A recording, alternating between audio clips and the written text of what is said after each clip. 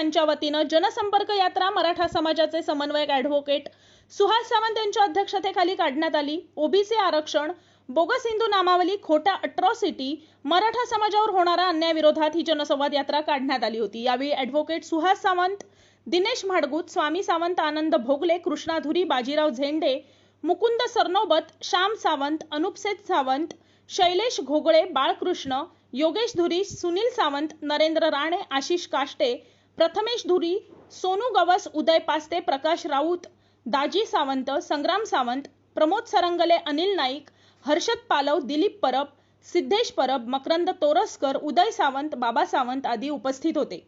ही जनसंपर्क यात्रा कुडाळ, पिंगुळी, आकेरी, हुमरस, माणगाव, वाडोस, नारूर, हिरलोक, ओरोस, पोई, बागायत, कट्टा, चौके अशी काढण्यात आली। यावेळी ॲडव्होकेट सुहास सावंत यांनी सरकारवर ताशेरे ओढत मराठा समाजावर हे सरकार अन्याय करत असून आरक्षण न मिळणारा कारण हे सर्व 288 आमदार असल्याचं सांगितलं।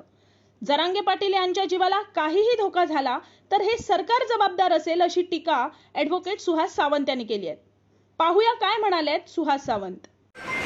आम्ही कोणाच्याही टक्क्याला ह्याला त्याला धक्का न लावता आम्ही तुम्हाला आरक्षण देणार। कोणत्याही राजकीय नेत्याचं, मी कुठल्याही पक्षावर टीका करत नाही, कुठल्यावर टीका करत नाही, पण सगळ्यांचं एका सुरात बोलतात।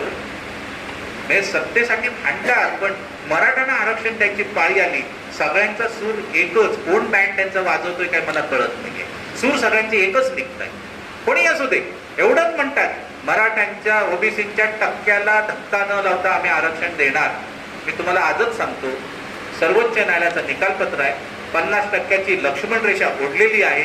जो त्यावेळी ती ओलांडली जाईल त्यावेळी ते आरक्षण कायद्याच्या कसोटीवर टिकणार नाही। त्याच्यामुळे असं जो कोण नेता सांगायला येईल तुमच्याकडे, तर तो नेता मराठा समाजाची शुद्ध धुळपेक करतोय।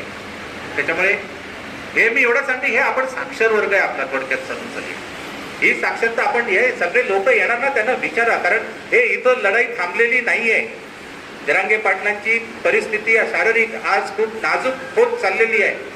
सरकार काही ना काहीतरी घाई गडबडीत करणार, चुकीचं पाऊल उचलणार, काहीतरी होणार आहे भविष्य काळामध्ये। ह्या 8-10 दिवसात, 15 दिवसात, महिन्याभरात तर 100% काहीतरी होण्याची शक्यता आहे। पण त्यावेळी आपण 2018 साली केलेली चूक आपण करायची नाहीये।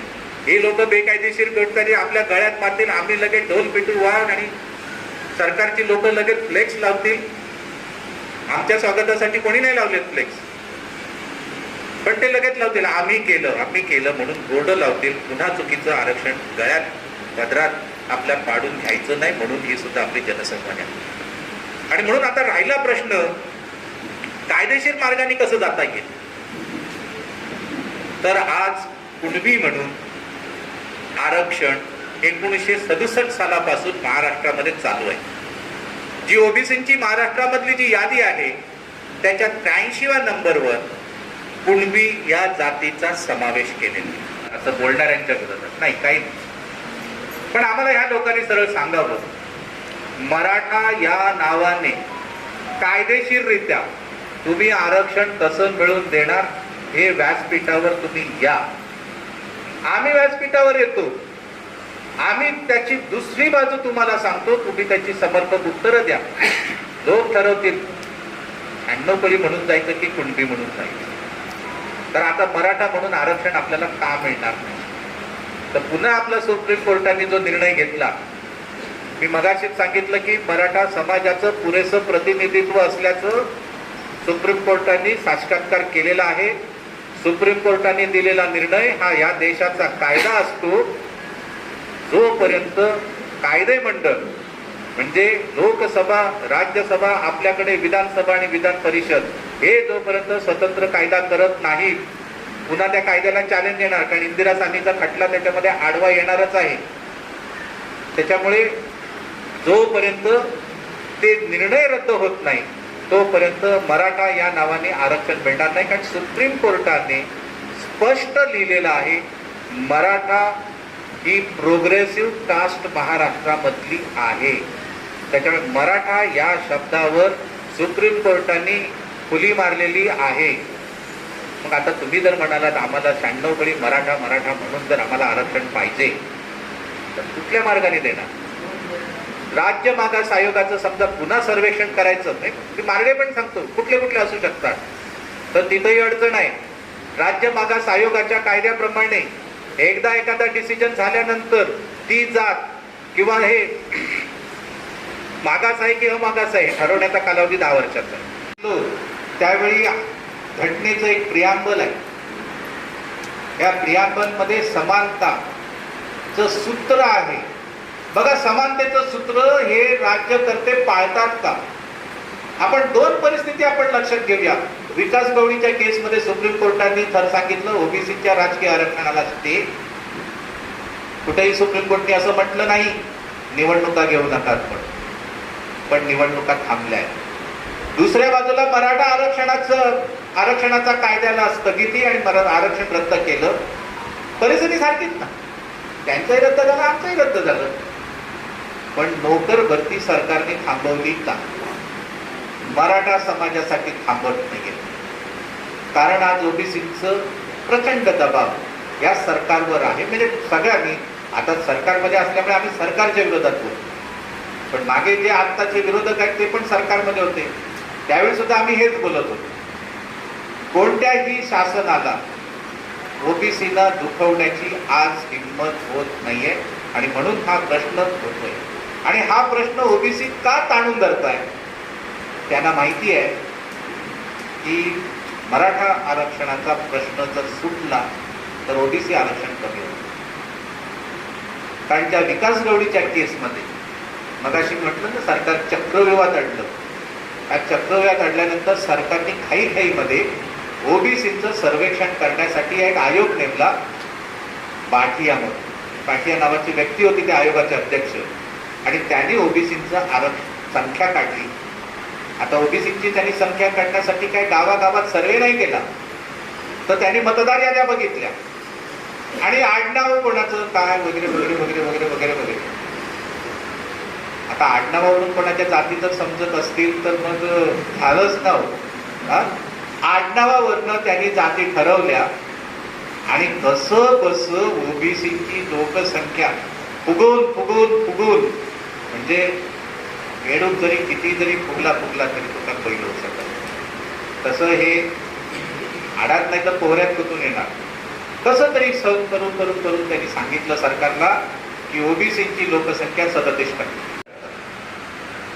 कारण जातीचं लांबून चालक किती करावं याला एक काहीतरी मर्यादा आहे.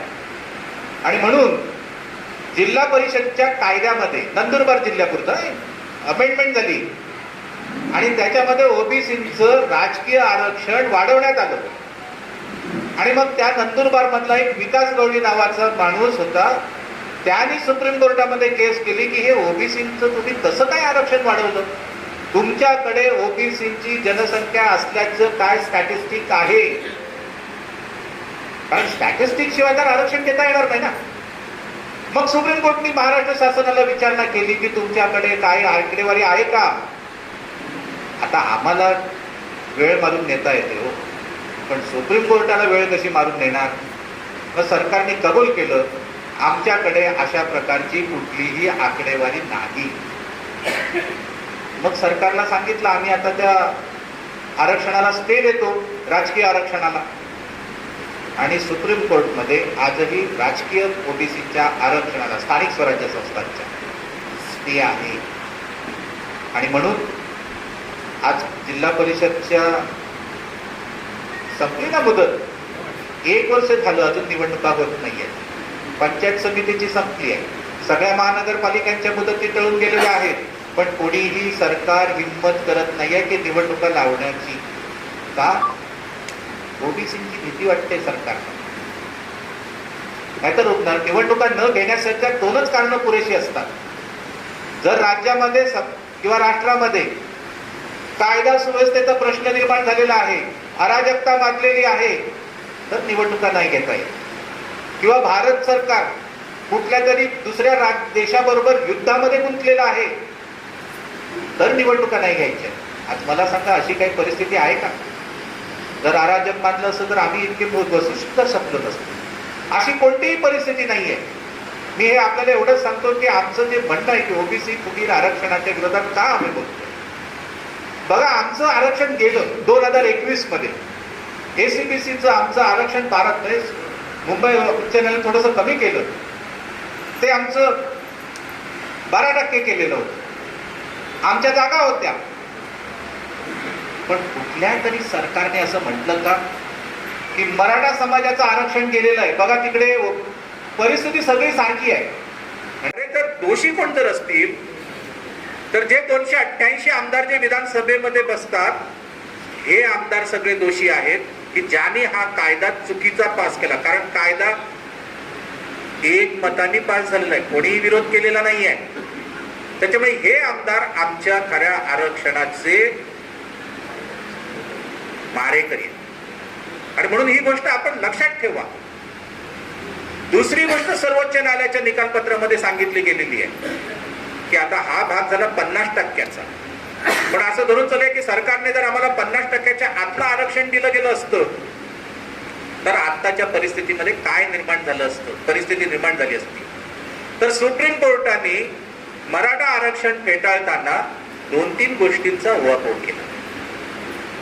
जी आकडेवारी गायकवाड कमिटीने सरकारला दिली त्याच्यामध्ये मराठा समाजातील लोकांचं सरकारी नोकरीमधलं असलेलं प्रतिनिधित्व हे 11% आहे. म्हणजे सरकारी 100 नोकऱ्या असतील तर 100 पैकी 11 नोकऱ्या ह्या मराठा समाजाकडे आहेत, असं आकडेवारी गायकवाड आयोगाने सुप्रीम कोर्टला दिली. 100त 11 म्हणजे तर किती टक्के आपल्याला प्रतिनिधित्व आहे? येस, बोला ना. आपण 11% आपल्याला प्रतिनिधित्व आहे असं आपण सरळ असं एक सामान्य म्हणून माझा सुद्धा तोच मत आहे. पण आता ही टक्केवारी काढण्याची पद्धत सुप्रीम कोर्टाने बदलली. आता याच्यामध्ये नेमका बदल कसा केला सुप्रीम कोर्टने, तर त्याच्यासाठी पहिल्यांदा महाराष्ट्रामध्ये असलेली आरक्षणाची टक्केवारी आपल्या सगळ्यांना माहिती असली पाहिजे. महाराष्ट्रामध्ये शेड्यूल कास्ट साठी 13% आरक्षण आहे, शेड्यूल ट्राईब साठी 7% आरक्षण आहे आणि ओबीसी करिता 32% या महाराष्ट्रामध्ये आरक्षण आहे. आरक्षणाची टक्केवारी किती झाली महाराष्ट्रामध्ये? 52% महाराष्ट्रामध्ये आरक्षणाची टक्केवारी झाली. सुप्रीम कोर्टाने असा विचार केला, नोकऱ्या मिळवलेल्या आहेत, मराठा समाजाने नोकऱ्या ज्या मिळवलेल्या आहेत त्या 48% मिळवलेल्या आहेत. मग सुप्रीम कोर्टामध्ये जरा गणित त्यांचं आमच्यापेक्षा जरा वेगळं चाललं आणि मग त्यांनी म्हटलं 48 मध्ये जर 11% मिळवताय तर 100त किती? आणि असं करून त्यांनी गणित काढलं, ते 33% भरलं.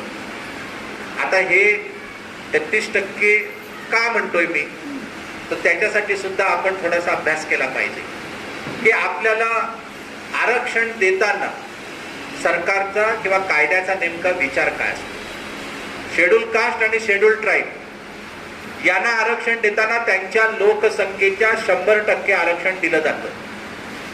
शासनाचं मत असं आहे की देशामध्ये 13% शेड्यूल कास्ट लोक आहेत आणि 7% शेड्यूल ट्राईब लोक आहेत.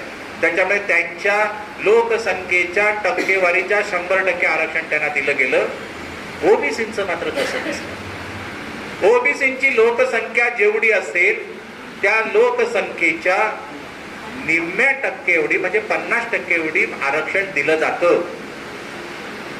म्हणजे ओबीसींची संख्या म्हणजे म्हणून 16% आपल्याला आरक्षण का दिलं, तर गायकवाड कमिटीने जो अहवाल केला, अभ्यास केला, त्याच्यामध्ये मराठा समाजाचं लोकसंख्या मोजली आणि त्यावेळी महाराष्ट्रामध्ये 32% मराठा आहेत असं म्हटलं, असं त्यांचं निष्कर्ष नोंदवला आणि म्हणून आपल्याला 16% हे आरक्षण सरकारने दिलं. आता हे आज महाराष्ट्रामध्ये ओबीसीना किती आरक्षण आहे आताच सांगितलं, 32%. मग ओबीसीची जनसंख्या किती पाहिजे? 64% पाहिजे. आता गणित करा, देशाची लोकसंख्या ही 100%ची वर जात नाही. भले आमच्या मुलाला 10वीतले मार्क मिळतात ते 100%च्या वर जातील, परंतु जनसंख्येची टक्केवारी ही अशी 100%च्या वर कधीही जाऊ शकत नाही. नामदार नारायण राणे यांच्या कमिटीने आपल्याला आरक्षण दिलं, आरक्षण आपलं गेलं. 2018 रोजी साली गायकवाड कमिटीच्या अहवालाच्या माध्यमातून आपल्याला आरक्षण मिळालं. 2021 मध्ये ते सर्वोच्च न्यायालयाने नाकारलं.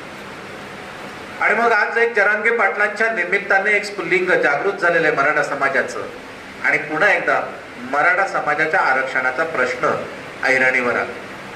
आणि हा प्रश्न ऐरणीवर आल्यानंतर जरांगे पाटलांना जसा जनमानसातून पाठिंबा मिळतोय, तसंच जरांगे पाटलांचं आंदोलन कसं चुकीचं आहे हे सांगणारे सुद्धा काही लोक आज सोशल मीडियाच्या माध्यमातून मराठा समाजाचा बुद्धिभेद करत आहेत. आणि म्हणून खरं वास्तव काय आहे हे मराठा समाजापर्यंत पोहोचावं हा एकमेव हेतू घेऊन आपण ही मराठा समाजाची जनसंवाद यात्रा काढलेली आहे. आणि म्हणून आपल्या इतिहासामध्ये डोकवताना 2014 सालचं आरक्षण का टिकलं नाही, तर राज्य मागास आयोगाचा कायदा आपल्या महाराष्ट्रामध्ये लागू आहे. आणि त्यांनी असं सांगितलेलं आहे की जो पण राज्य मागास आयोगाचा किंवा एखादा जात मागास किंवा अमागास ठरवण्याचा जो कोणी कमिटी असते, ह्या कमिटीचा अध्यक्ष हा निवृत्त न्यायमूर्ती दर्जाचा व्यक्ती असला पाहिजे. आणि त्यामुळे राणे कमिटीचा अहवाल हा कायद्याच्या कसोटीवर टिकला नाही. आपल्याला आपली चूक लक्षात आली. त्यानंतर पुन्हा एकदा कोपर्डीच्या निमित्ताने ज्यावेळी मराठा आरक्षणाचा प्रश्न पुन्हा ऐरणीवर आला, मग त्यावेळी आपण सरकारकडे आग्रह धरला की नाही, आता राज्य मागास आयोगाचा सदस्य असा आमचा पाहिजे की जो निवृत्त न्यायमूर्ती दर्जाचा व्यक्ती असला पाहिजे. आणि त्याप्रमाणे मुंबई उच्च न्यायालयाचे निवृत्त न्यायमूर्ती नामदार गायकवाड साहेब यांच्या अध्यक्षतेखाली कमिटी नेमली गेली. आता मित्र, मराठे शिक्षित झालो, पण आपण प्रशासकीय साक्षरता अजूनही आपल्यामध्ये आपण आणलेली नाहीये. आणि त्याच्यामुळे आपल्याला असं वाटलं की गायकवाड कमिटीच्या माध्यमातून आता आपल्याला आरक्षण मिळणार आहे.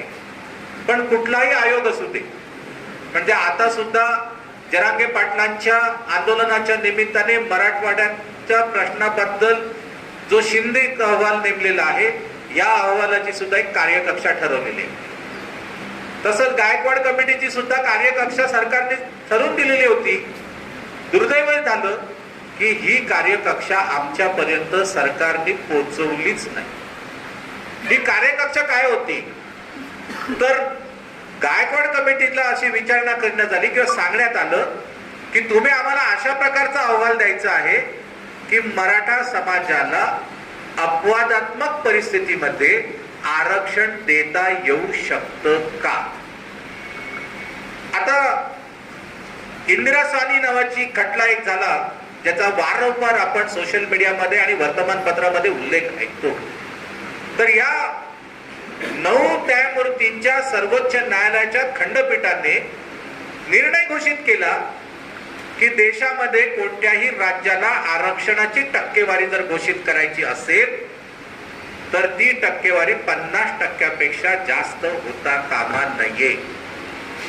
बघा, एक ठिकाणी सर्वोच्च न्यायालयाचं निकालपत्र आहे, दुसऱ्या बाजूनी शासनाने गायकवाड कमिटीला सांगितलेलं आहे की मराठा समाजाला अपवादात्मक परिस्थितीमध्ये आरक्षण देता येऊ शकतं का.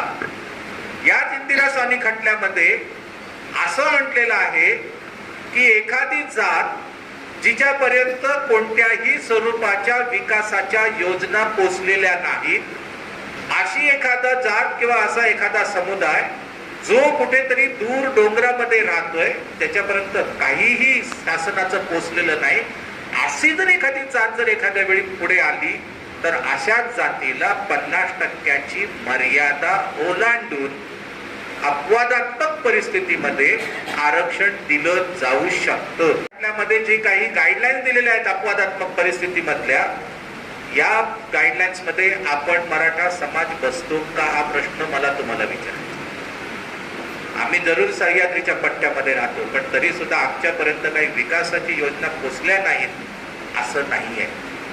त्याच्यामुळे सरकारची त्यावेळी सुद्धा मानसिकता नव्हती की मराठा समाजाला 50% आतमध्ये आरक्षण देण्याची, आणि म्हणून सरकारने गायकवाड कमिटीला जी कार्यकक्षा दिली ती कार्यकक्षा अशीच होती की आम्ही तुम्हाला 50% बाहेरच देणार आहोत. आणि मग अशा प्रकारचं आरक्षण आम्ही घेतलं, आम्ही खुश झालो, काही जणांनी दाखले काढले, आणि मग कोणीतरी न्यायालयामध्ये या निर्णयाला आव्हान दिलं, आणि मग सुप्रीम कोर्टाने नेमकं बोट ठेवलं की तुम्हाला दिलेलं आरक्षण किंवा आरक्षणासाठी करण्यात आलेला एसईबीसीचा कायदा, हा कायदा 50% मर्यादेचं सर्वोच्च न्यायालयाच्या निकालपत्राचं उल्लंघन करणारा आहे, आणि म्हणून आपलं आरक्षण गेलं. मी तुम्हाला यामध्ये एक गोष्ट सांगतो, कारण बऱ्याच वेळा आपल्यापर्यंत काही गोष्टी पोचत नाहीत. आपण आपलं मत सोशल मीडियाच्या आधारावर आपण ठरवतो. सोशल मीडियाच्या आधारावर ठरवलेलं मत हे समाजाच्या दृष्टीने घातक ठरतं. ज्यावेळी नोव्हेंबर 2018 मध्ये मराठा आरक्षणाचा कायदा विधानसभेमध्ये आणि विधान परिषदेसमोर ठेवण्यात येणार होता, त्याच्या आदल्या रात्री अखिल भारतीय मराठा महासंघाच्या वतीने जवळजवळ 150 मराठा आमदारांना, मग ते विधान परिषदेमधले असतील नाहीतर विधानसभेमध्ये असतील, त्यामध्ये आपल्या जिल्ह्यातले सुद्धा 2 मराठा आमदार हे सुद्धा त्याच्यामध्ये होते, यांना लेखी निवेदन दिलेलं होतं, आणि त्यांना सांगितलं होतं की सभागृहामध्ये ज्यावेळी अशा प्रकारचा 50% उल्लंघन करणारा कायदा ज्यावेळी संमत करायला येईल त्यावेळी तुम्ही तिथं विरोध करा, कारण 50% बाहेरचं आरक्षण हे कदाचित टिकणारं नाही. परंतु एकही आमदार, ज्यांना आम्ही ही निवेदनं दिली त्यांनी कोणीही सभागृहामध्ये तोंड उघडलं नाही, आणि 7 मिनिटांमध्ये मराठा आरक्षणाचा कायदा हा सभागृहामध्ये संमत झाला, आणि आमच्या एवढं तमाम 4 कोटी मराठा बांधवांचा हिताचा निर्णय घेणारा कायदा अवघ्या 7 मिनिटात पास झाला, आणि सुप्रीम कोर्टाने 2-3 महिन्याच्या सुनावणीमध्ये त्या कायद्यावर पाणी टाकलं.